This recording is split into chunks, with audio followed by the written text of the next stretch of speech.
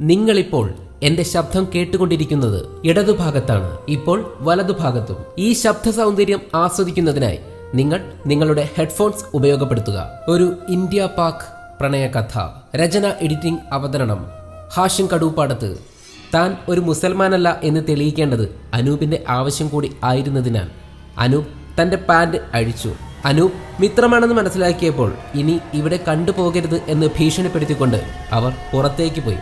പേടിച്ച് വിറച്ചു വരുന്ന അനൂപിനെ കണ്ടപ്പോൾ സിദ്ധാർത്ഥൻ ചോദിച്ചു, നിന്നെന്തിനാ അവർ പിടിച്ചോണ്ട് പോയത്? അത് അനൂപ് അശ്വതിയുടെ മുഖത്തേക്ക് നോക്കി. എന്നിട്ട് തല താഴ്ത്തിക്കൊണ്ട്, ഞാൻ മുസൽമാനല്ലെന്ന് ഉറപ്പുവരുത്താൻ അവരെൻ്റെ പാൻ്റ് അഴിപ്പിച്ചു. അശ്വതി അനൂപിന്റെ മുഖത്തേക്ക് നോക്കി മെല്ലെ നടന്നു. അതിലെനിക്ക് വിഷമമില്ലടാ, പക്ഷേ പാൻറിൽ നിന്ന് അവർക്ക് നമ്മുടെ മെമ്മറി കാർഡ് കിട്ടി. എന്നിട്ട് അനൂപ് പാൻറിന്റെ കീശയിൽ നിന്നും പൂർണ്ണമായും നശിപ്പിക്കപ്പെട്ട 2 മെമ്മറി കാർഡുകൾ പുറത്തെടുത്തു. ഇത് കണ്ട് സന്ദീപ്, ദൈവമേ, ഇതെന്താ തല്ലിപ്പൊളിച്ചോ? തുള്ളി വെള്ളം പോലും കുടിക്കാണ്ട് പകർത്തിയ റഷസാണ്. പണി പൂർത്തിയാക്കാത്ത ഒരു പഴയ കെട്ടിടത്തിന്റെ മുകളിലായിരുന്നു അവർ. പെട്ടെന്ന് ആരോ അങ്ങോട്ട് ഓടിക്കിതച്ചു വരുന്ന ശബ്ദം.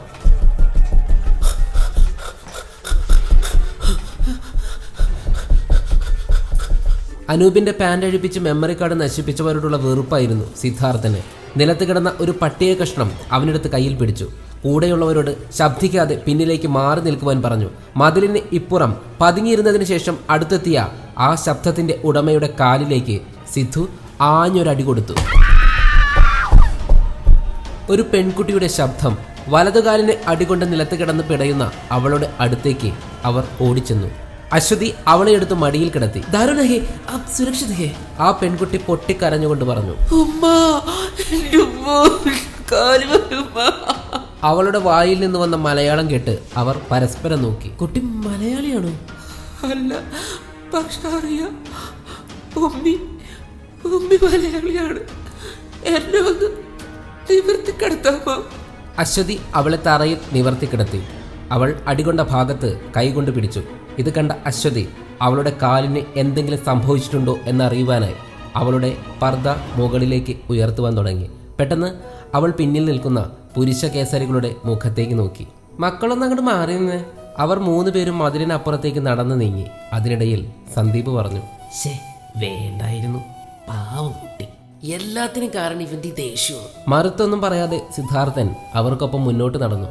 അപ്പോഴേക്കും അക്രമികൾ ആ ഭാഗത്തു നിന്നും അകന്നിരുന്നു.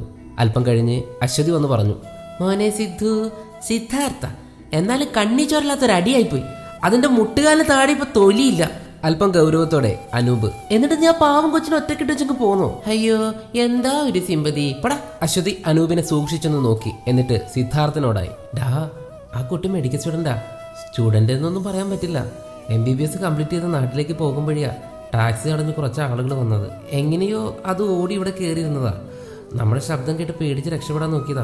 കൗതുകത്തോടെ സന്ദീപ് അതിനുള്ള മറുപടി പറഞ്ഞു. ഒരു ഡോക്ടറുടെ കയ്യിൽ വലിയ പിടിക്കാനിട്, ഇവന്റെ ചെറിയ കാലഭിലാഷമായിരുന്നു, ഏതെങ്കിലും നടന്നു. സിദ്ധു സന്ദീപിനെ ഒന്ന് നോക്കിയിട്ട് തിരിഞ്ഞു നിന്നു. അശ്വതി ദേഷ്യത്തോടെ പറഞ്ഞു, മനുഷ്യനിവിടെ തീ ചവിട്ടി നിൽക്കുമ്പോഴാ അവൻ്റെ ഒരു വളിച്ച കോമഡി, മാറിയിക്കണം. അവൾ സിദ്ധുവിന്റെ അടുത്ത് ചെന്ന് നിന്നിട്ട്, നമ്മളിവിടെ ഇങ്ങനെ നിൽക്കുന്നത് ഒട്ടും സേഫല്ല. പോരാത്തതിന് അതൊരു മുസ്ലിം കുട്ടി, നമ്മൾക്കും ബുദ്ധിമുട്ടാകും. എന്തെങ്കിലും പെട്ടെന്നൊന്ന് ചെയ്തേ പറ്റൂ, ഇല്ലെങ്കിൽ. പുറത്ത് വെട്ടിയും കൊന്നും കൊലവിളി നടത്തുന്നവരുടെ ശബ്ദം അപ്പോഴും കേൾക്കാമായിരുന്നു. അവൾ തുടർന്നു, കണ്ടിട്ട് അതൊരു പാവം കുട്ടിയാന്ന് തോന്നുന്നു. ഇടക്കിട്ട് സന്ദീപ് പറഞ്ഞു, എൻ്റെ അച്ചു, നീ ഇപ്പം എന്തുവേണം നീ പറയണേ? എൻ്റെ കയ്യിൽ എക്സ്ട്രാ 2 ജോഡി ഡ്രസ്സ് കൂടിയുണ്ട്. പർദ്ദയിൽ നിന്ന് അയാളെന്ന് പുറത്തിറക്കിയ അത്ര പെട്ടെന്നൊന്നും പിടിക്കപ്പെടില്ല. എന്നിട്ട് വീണ്ടും ഇടയിൽ കയറി സന്ദീപ്, എന്നിട്ട് നീ ചുമ്മാ ആവശ്യമില്ലാത്ത തലവേനെടുത്ത് തലയിൽ വെക്കല്ലേട്ട് അച്ചു, നീ പോടാ എന്നും പറഞ്ഞ് ഈ അവസ്ഥയിൽ ഒരു പെണ്ണിനെ തനിച്ചാക്കിയിട്ട് പോകാനോ? ആരെങ്കിലും ഉപദ്രവിക്കാൻ വന്നൊന്നും മര്യാദക്ക് ഓടാൻ പോലും പറ്റാണ്ട് കിടക്കണം. പാവം, എല്ലാവരും രക്ഷപ്പെടുത്താൻ നമുക്ക് പറ്റില്ല. പക്ഷേ നമ്മളൊന്നും മനസ്സ് വെച്ചാൽ ആ കുട്ടിയെങ്കിലും രക്ഷപ്പെടുത്തിക്കൂടെ? സന്ദീപ് ഒന്നും മിണ്ടാതെ നിന്നു. സിദ്ധാർത്ഥൻ മെല്ലെ കലാപം നടക്കുന്നവരുടെ കാഴ്ച കാണുവാൻ ജനൽപ്പാളിയിലേക്ക് ചേർന്ന് നിന്നു. അവിടെ ഒരു വിഭാഗം തമ്മിൽ കുത്തിയും തല്ലിയും മുറവിളി കൂട്ടിക്കൊണ്ടിരിക്കുന്നു. അശ്വതി സിദ്ധാർത്ഥന്റെ അരികിലേക്ക് ചേർന്ന് നിന്നു. എന്നിട്ട്, സിദ്ധു, നീ പറ, എന്താ വേണ്ടേ? ഒരു നിമിഷം അശ്വതിയെ നോക്കി നിന്നിട്ട് വീണ്ടും കലാപം കണ്ട് ഒരു ദീർഘനിശ്വാസം വിട്ട് സിദ്ധാർത്ഥൻ താൻ പോയി അയാളോട് കാര്യങ്ങളെല്ലാം പറഞ്ഞ് മനസ്സിലാക്ക്. അയാൾ പർദ്ദമാറ്റം സമ്മതിച്ച നമുക്ക് കൊണ്ടുപോകാം. പുറത്ത് അപ്പോൾ രക്തത്തിൽ കുളിച്ച് കിടക്കുന്നവരുടെ കരച്ചിൽ കേൾക്കാമായിരുന്നു. ആ ശബ്ദം സിദ്ധാർത്ഥൻ്റെ കാതുകളിലുമെത്തി.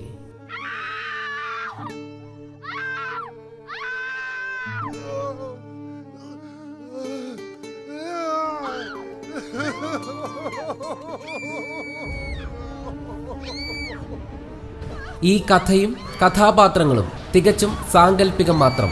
ജീവിച്ചിരിക്കുന്നവരോ മരിച്ചവരോ ആയി ഇതിന് യാതൊരു ബന്ധവുമില്ല.